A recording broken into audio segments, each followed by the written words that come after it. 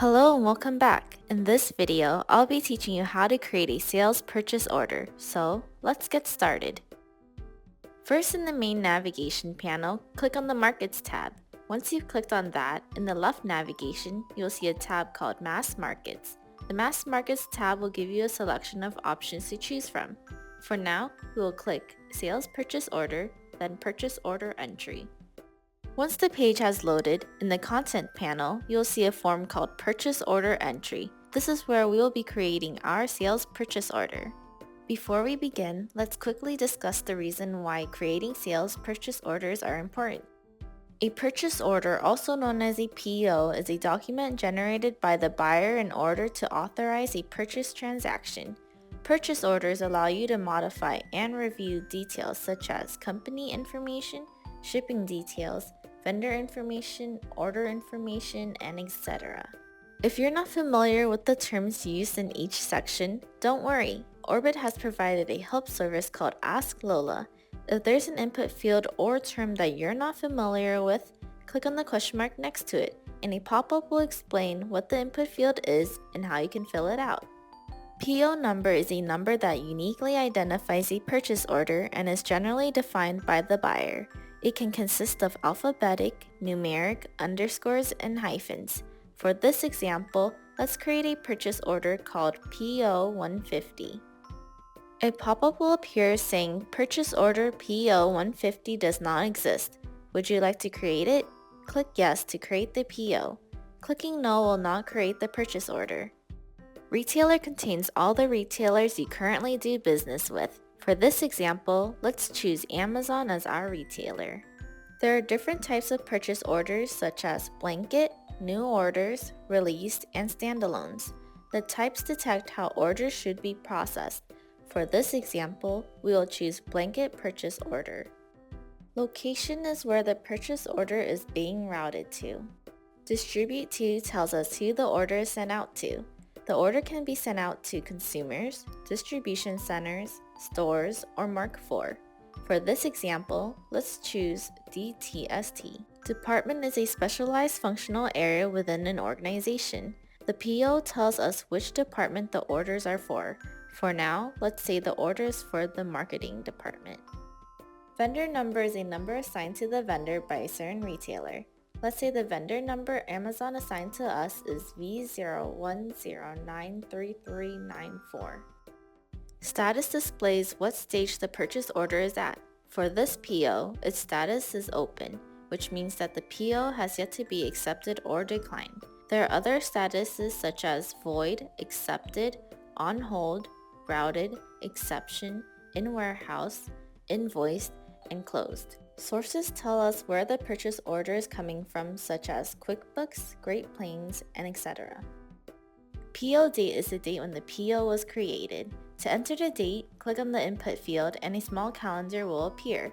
Use the arrows to change between months or click on the drop downs and select the month and year.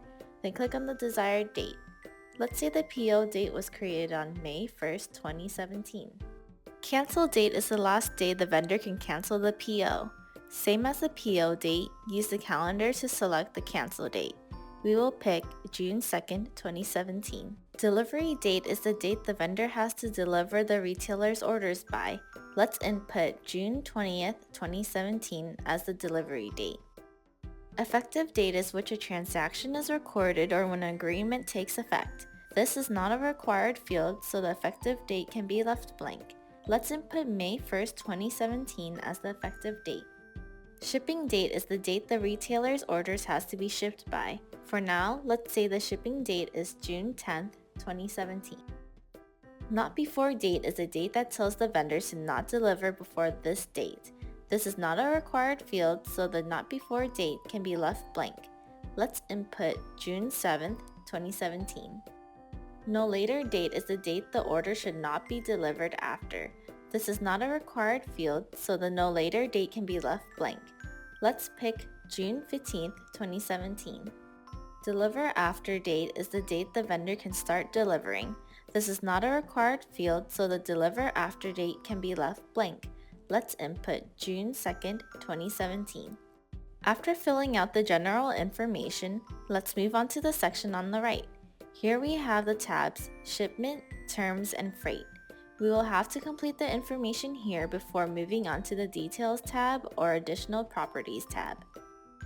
If the information in this section is not completely filled out and you decide to click on the Details or Additional Properties tab, a pop-up will appear listing out the required information that needs to be inputted. First, in the Shipment tab, we have 4 sections: Total, Bill to, Ship to, and Mark for. The Total section calculates the final amount of the overall purchase order. Everything is 0 because we haven't inputted any items, discounts, or charges yet. Under the Bill to section, the information of the retailer you have chosen is automatically filled into its designated fields. This allows the vendor to know who to bill to. Because we are filling a sales purchase order for Amazon, Amazon's information will be displayed here. The information here can only be changed by modifying the retailer's contact in the Retailer Entities page. The Ship to section tells the vendor who to ship the orders to. Click on the drop-down next to the account and select the stores or distribution centers. Let's say we want to ship the orders to the store with the account BDL1. The information here can only be changed by modifying the store's contact in the retailer store page. Mark for contains the information of a distribution center that the vendor will send the orders to. At the moment, Amazon currently does not have a distribution center, so we will leave this blank. Next, click on the Terms tab. In the Payment section, we see Terms of Sales. Terms of Sales is the code identifying the type of payment terms. The options are Basic, End of Month, Fixed Date, and Proximo. For Terms of Sales, we will pick Basic.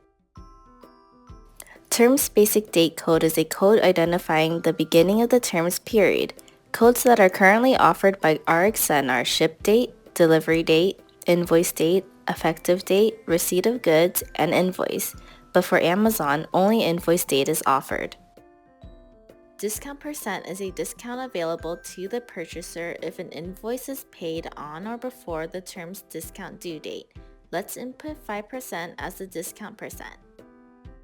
Discount days is the number of days in the term's discount period by which payment is due if term's discount is earned. Let's make 7 days as the discount days. Terms net day is the code identifying the number of days until the total invoice amount is due. Let's make 30 as the terms net day. Day of month due is the code identifying the day of month the purchase order is due. Let's make 20 the day of month due. Approximate month is the number of months you have to make a payment for your purchase order. Let's make 3 the approximate month. Approximate days is the number of days you have to make a payment for your purchase order. Let's make 25 the approximate days. Next, click on the Freight tab. Freight displays the shipping and handling information. Method payment is how shipping and handling will be paid.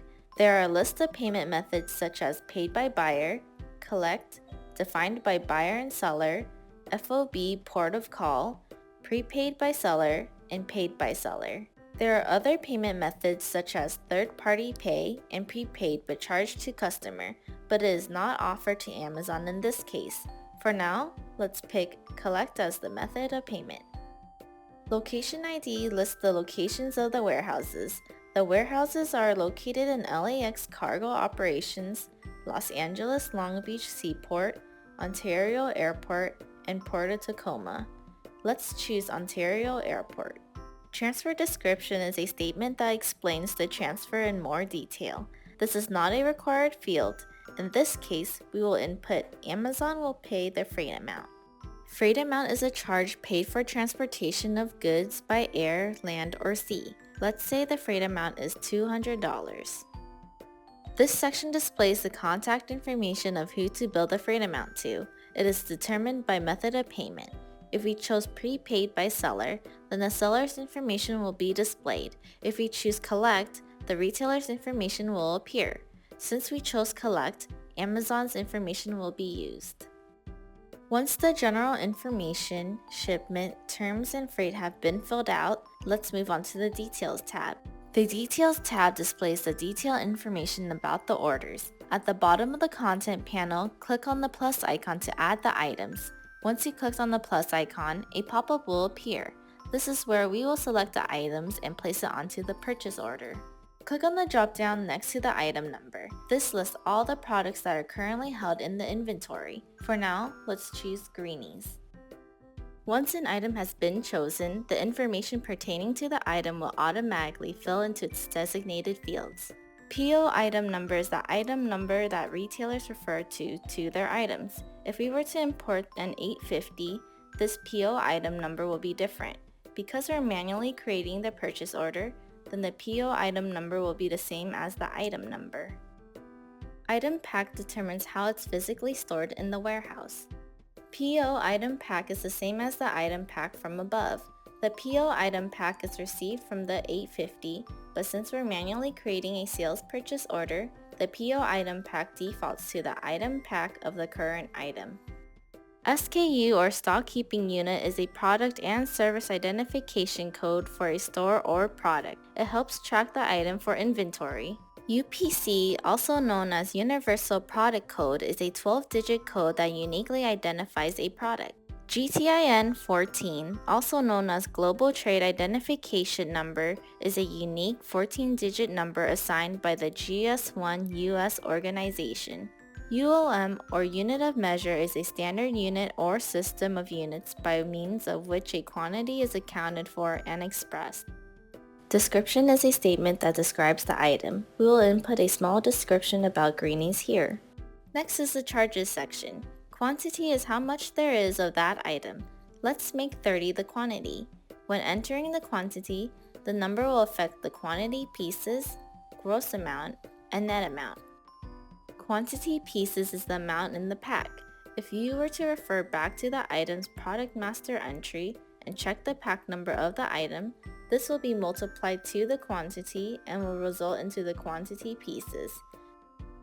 In this case, Greenies pack number was 240, so 240 times 30 will be 7,200.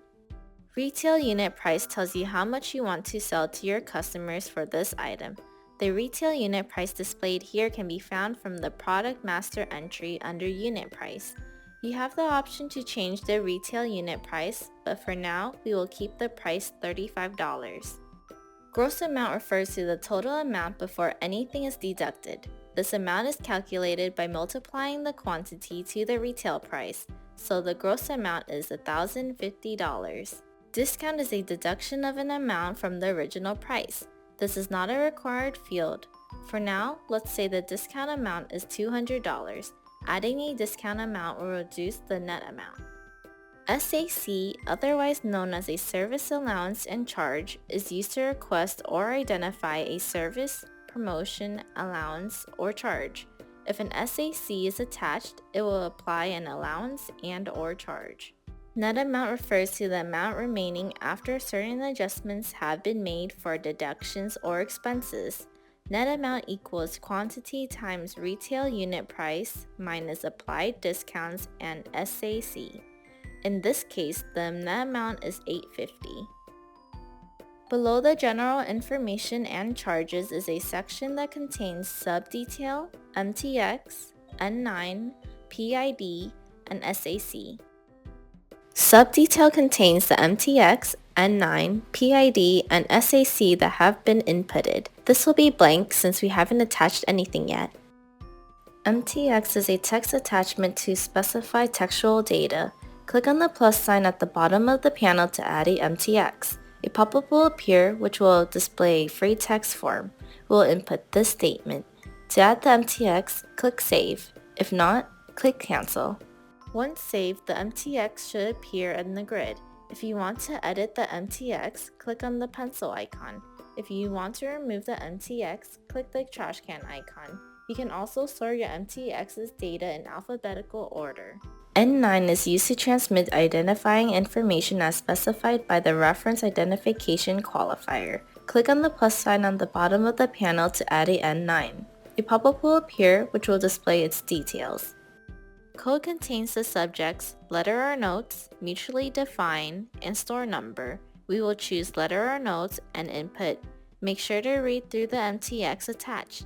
Then click Save. Clicking Cancel will not create the N9. Once saved, the N9 will appear in the grid. If you want to edit the N9, click on the pencil icon. If you want to remove the N9, click on the trash can icon. You can also sort your N9s by code, code description, and description.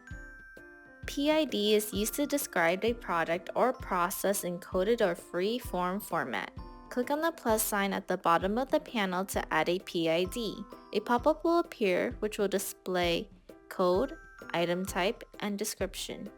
Code is to identify the subject. Since this is a PID, product is going to be our code. Item type is a classification for items that indicates how you order and stock a particular item at your company.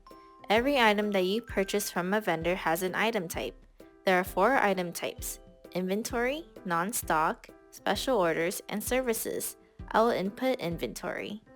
We can input additional information about the current product. For this example, let's input designed for daily treating. Our dental chews are low in fat and nutritionally complete for adult dogs. Click Save to add the PID. If you don't want to add the PID, click Cancel. Once saved, the PID should appear in the grid. If you want to edit the PID, click on the pencil icon. If you want to remove it, click on the trash can icon. You can also sort your PIDs by code, code description, item type, and description. Going back to SAC, we know that SAC is used to identify an allowance or charge. To create an SAC, go to the bottom of the panel and click on the little plus icon. A pop-up will appear and will display its details. SAC type identifies which type of charge or allowance should be applied to the item. There are 2 types, A and C. A is for allowance and C is for charge. SAC charge code labels what kind of allowance or charge it is. If we choose A as our SAC type, collect on delivery, deletion charge, combination performance, and non-performance, combine all same-day shipment, and competitive price will be listed for SAC charge code. In this example, let's say the SAC charge code is competitive price. SAC handling method has different methods such as bill back, off invoice, vendor check to customer, credit customer, charge paid by vendor, and charge paid by customer. Let's pick credit customer as our handling method. Percent qualifier is what percent takes from the base price. For now, base price amount percentage qualifier is the only option, so we will choose it. So if the percent is 10, it takes 10% from the base price amount. Percent is the portion of the amount. Input 10 as the percent. Amount is the sum of money that will be either added or reduced to the item depending on the SAC type. Let's input 10. Click Save to save the SAC. Clicking Cancel will not create the SAC. Once saved, the SAC should not only appear in the grid but also appear in the SAC field above. Let's add another SAC, but instead of type A, we'll use type C. By choosing C as the SAC type, absolute minimum charge, access charge federal, account number correction charge, acknowledgement of delivery fee, and activation of CARNET will be listed for SAC charge code. In this example, let's say the SAC charge code is absolute minimum charge. For the rest of the fields, let's make the SAC handling method bill back, percent qualifier base price amount percentage qualifier, percent 10%, and amount $40. Once saved, you can see that the SAC has changed. The first SAC gave an allowance of $10 while the second SAC gave a charge of $40, making the total SAC to be $30. By clicking on the headers, you can sort by service, charge code, charge description, handling method, percent qualifier, percent, and amount. Once done with your item's detail, click on the Save button at the bottom of the pop-up. Clicking Cancel will not add the item to the order. When adding greenies, its details are added into the total section. If we add more items, their details will be combined to make the total. Totals in this section also appear onto the Totals section under the Shipment tab. Finally, click on the Additional Properties tab. Similar to the item's details pop-up, it contains the tabs MTX, N9, REF, and SAC. Unlike the item's detail, these apply to the sales purchase order overall. REF is to specify identifying information. To add an REF, click on the plus icon at the bottom left. A pop-up will appear with the REF details. The code for REF contains a large list of codes such as department head, merchandise type code, promotion deal number, and more. We'll choose department head as the code. For the description, let's input this as our REF. Click Save to save the REF. Clicking Cancel will not create it. Once saved, the REF will now appear in the grid. The REF can be sorted by code, code description, and description. When you're done filling out the sales purchase order entry, go to the Header tab and click on the Save button at the bottom of the content panel. And there you have it. You learned how to create a sales purchase order. I hope this helped you, and I'll see you soon.